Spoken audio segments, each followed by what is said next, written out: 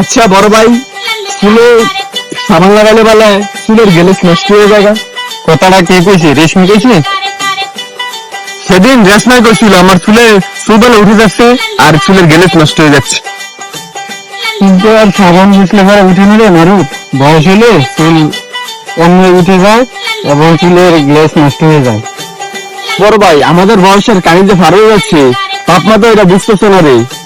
হায় হায় রে, আমার গন্ধ সাবান শেষ করে ফেললো রে, কি জোরে কষা দিচ্ছে।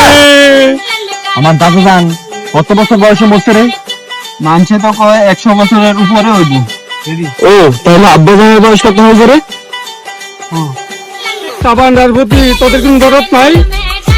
নিত্য নতুন কই আব্বা, সেই গত ঈদে সাবান বসেছিলাম, মাথার চুল আড়াই গেল আব্বা, এই মারুফ করলেও তাই। আল্লাহর কি আব্বা, আমি আর কোনো সাবান ধরি নাই। এই হারামজাদা, দে সাবান, দে দে হারামজাদা। এই